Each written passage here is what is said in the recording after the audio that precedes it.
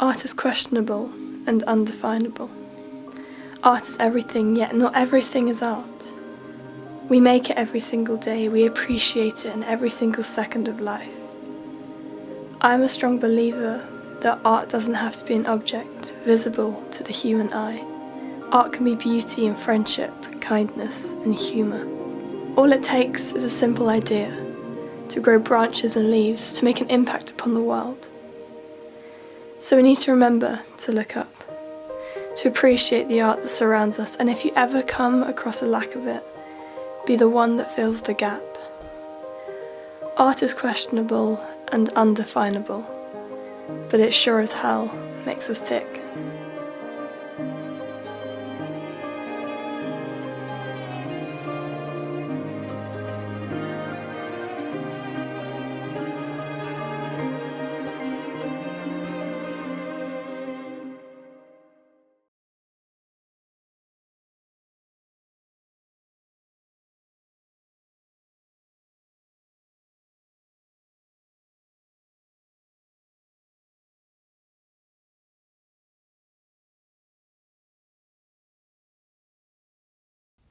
So here's something to think about.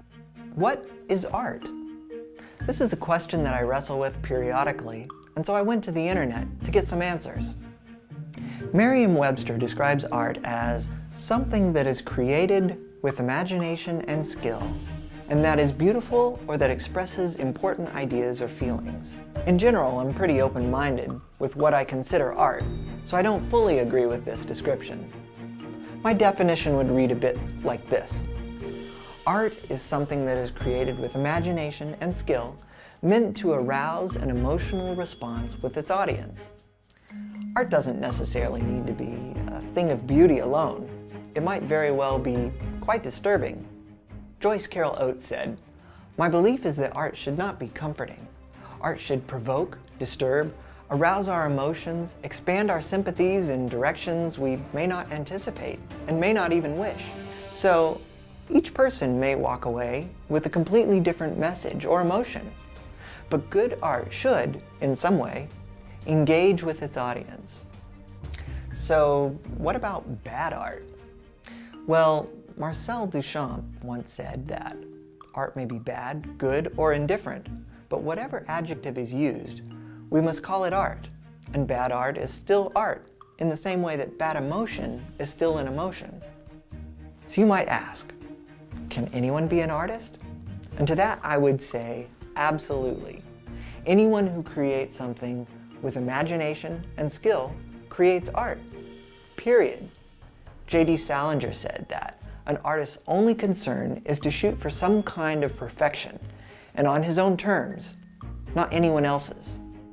So don't be afraid of making mistakes or doing it wrong.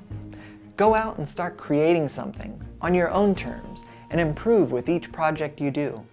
Just remember these words from the famous philosopher, Bob Ross. We don't make mistakes, we have happy accidents.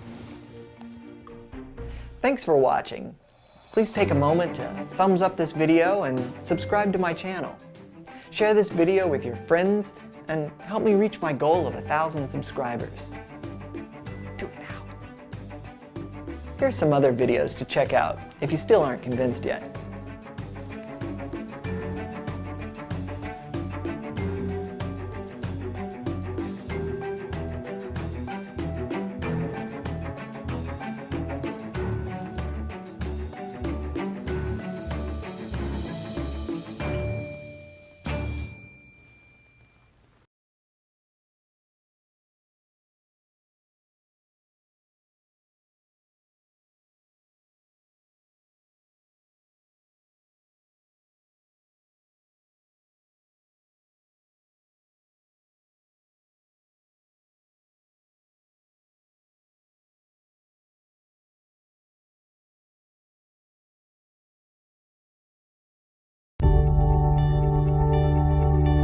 Hi, my name is James Taylor, and one of the questions I'm asked a lot is about how the creative process works. What is the creative process, and maybe what are the different steps in the creative process? One of the easiest ways to explain the creative process is what we call the 5 stages. Now, there's a bunch of different concepts and different ways you can describe the creative process, but this is probably the one that's the most kind of straightforward.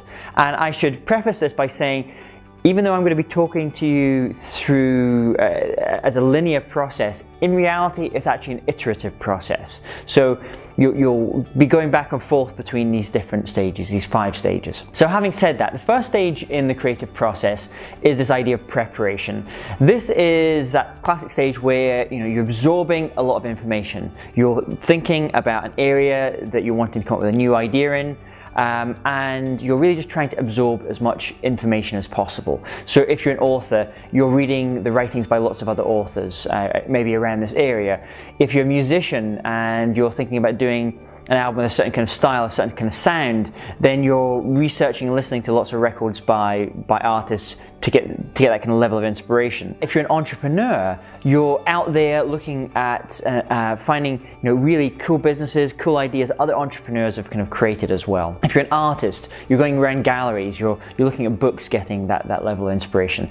This preparation stage is one of the areas where you'll probably devote a lot of your time. In the 5 stages of the creative process, you end up spending most of your time at the start, the first stage, and the 5th stage, the last stage. With all these stages, there tends to be better environments in which to do them. In this first stage, what we tend to find through research is that working in quieter environments is really best for the research stage. That's perhaps no surprise. It's why we see academics or authors in libraries. It's why we see musicians, headphones on, listening to and getting inspiration from other artists. We then move to the next stage, which is this idea of incubation. And this is where you start to let your kind of subconsciousness do the heavy lifting. I mean, the first stage you've probably been absorbing lots of information. At this second stage of incubation, you kind of want to let it percolate. You want to put a lot of these things to the back of your mind. And you often hear of authors kind of writing maybe a first draft of a manuscript, or even just starting to maybe map out some ideas for a manuscript, and then putting it in the drawer and leaving it for a while and then coming back to it a couple of weeks later. In the incubation stage, there's no specific time that you need to give the incubation stage. For some people and for some ideas, it's going to be you're going to sleep on it. That's the incubation stage. You're thinking it, you wake up the next morning, boom, the idea is there. For other people and for other ideas, if it's bigger problems, bigger creative concept innovations that you're kind of coming up with, it could take days or weeks or months to just let that stuff percolate in the background. There are ways of actually accelerating the incubation stage, and I'll talk about those in other videos. So we then move to the 3rd stage, and this is the stage that most of the public think is the creative stage. This is the bit they think this is what creativity is all about, and actually it's, in terms of time, it's the smallest part, and it's called the insight stage. With the insight stage, it's the classic aha moment, it's the eureka moment. You're sitting in the bath and coming up with that great idea. And something that research has shown is if you want to increase the these insights, they happen most often when you're doing some kind of low-level activity. So it could be out walking. It could be in the shower. A number of people I speak to, that's where they come up with their best ideas, is in the shower. I won't bore you with the reasons behind this in terms of what's going on in the brain, but if you want to get those levels of inspirations, just do a little bit of low-level activity. If you're maybe stuck in a rut, you've got a creative block of some sort, then go out, go walking, go out into nature. This is where I talk about different environments having different effects at different stages. So you've had that insight, or what is often more like you've had maybe a couple of insights around an area that you're thinking about. So we need to move to the next stage, and this is a really critical stage. This is the evaluation stage. The evaluation stage is where you kind of put on a different hat and you actually have to be self-critical of those ideas. Because for most creative people, coming up with ideas is usually not a problem. When I speak to entrepreneurs, coming up with new business ideas, they're having 10 a day. That's not the challenge for them. The challenge for them is this next stage, which is evaluating. So a couple of pointers here. The first one is you probably want to get some feedback from outside, i.e., your peer group. It's very you have to be very careful when you're selecting a group from which to get feedback, because it can easily crush your natural creativity if you go to someone with an idea and they just say that will never work. I mean, I come from a part of the world where often when you go to people and say, I've come up with this idea, this concept, the first thing out of their mouths is like, that will never work. I was very fortunate to then go and live in California and work in Silicon Valley, and usually if I came up with an idea, I spoke to my peers, they would say, that's interesting, but what about if you did this or that? And so they give useful feedback, they give valuable criticism to an idea. So these are the kind of people you want to seek out in your area. It could be in your area of expertise, the topic that you're researching, the where you wanted to come up with some new innovation. So selecting those people is really important, because you want to have lots of ideas, but you want to also take time to evaluate those ideas. And at this point, in this stage, the evaluation stage, at the end of it, you want to know, is this an idea worth pursuing? This is the point of the evaluation stage. You're going to have lots of ideas that say, is this worth doing? Is this worth spending my time, my energy, my resources on pursuing this idea? So that's the evaluation stage. And then finally, we come to the final stage, the fifth stage. And this is the elaboration stage. This is where, if you've heard people talk about 1% inspiration and 99% perspiration, this is the 99% perspiration bit. This is where you do the work. You just get on with it. You start to test and to micro test and get more feedback on your ideas as well. As I said before, that a lot of the work happens at the preparation stage, and then it also happens at this stage. There's no magic way of doing this. You just need to get in there, start testing your ideas, start doing the work. Because if a lot of people out there think that creativity is all about what I call the insight stage, the aha moment. It's not. It's about the whole length of what I've just talked about, those 5 different stages. And if you want to really have a creative life, you have to develop the ability to really be good at each of those stages, or to find ways to set yourself up to be good at each of these 5 stages. So I hope that's been useful, just to give you a quick kind of recap on these 5 stages. So we have the preparation stage, first of all. Then we have the incubation stage, letting the stuff go to the back of the mind, the subconscious, let that churn, let that do the work. Then we have what we call the insight stage, the aha moment, those eureka moments. Then we have the evaluation stage, the 4th stage, which is evaluating whether this is an idea worth pursuing. And then finally we have the elaboration stage, doing the work, the implementation. So I hope that's been useful to you. My name's James Taylor. Hey, it's James here. Did you like that video? If so, I'd love to continue the journey, and there's 3 ways you can do that. Firstly, you can click on the subscribe button, and this will subscribe you to my YouTube channel, where you get the weekly updates, weekly video updates. Secondly, if you click on the link, you'll also get my free video training series, and that's where I share the latest tips and techniques on how to become more creative.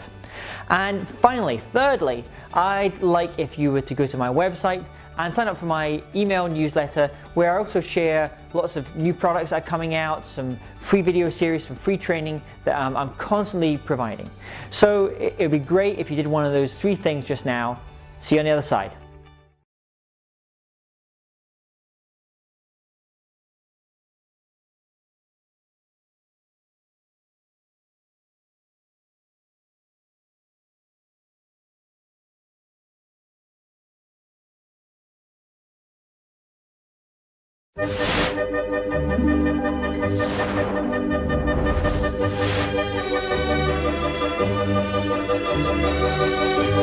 So the question is, what makes a piece of art good or bad? That's kind of an interesting question. Most people usually ask the question, that's not art, is it? And I think once you ask that question, you tend to close things down. You say, not art, or it is art. Well, actually, start to think differently. Start to think, what do I think is good art? What do I think is bad art? Because the minute you do that, you start to think to yourself, well, what are my value judgments? So when you see a piece of art, whether it's a painting, a print, or a sculpture, Start saying, how does this talk to me? Does it engage me? Does it interest me? Do I want to know more? Because the minute you start asking a painting or a print or a sculpture about itself, you're in a dialogue. It starts talking back to you.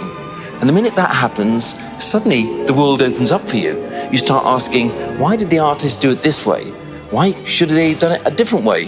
What is it telling me about the world view of that artist? And what more do I need to know about the artist in order to be able to expand my knowledge of that piece of art? So the minute you ask more than just like, don't like, it just opens up a whole world of possibilities. And you are now part of the conversation with that artwork. It's a great place to be. So when I go into an art gallery, I don't look at everything. I choose 4 or 5 pieces of work, and then I kind of give it 2 rules. 2 rules to me. One is, does it say something? Is it about something? It may be about the color orange. It may be about the view in a landscape. It may be about the cloud structure in a painting. It may be about the materials in a sculpture.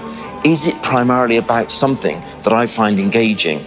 And the second one, I suppose, does it do it convincingly? Does the artist really convince me they know their craft, they know their subject, they know what they're trying to say?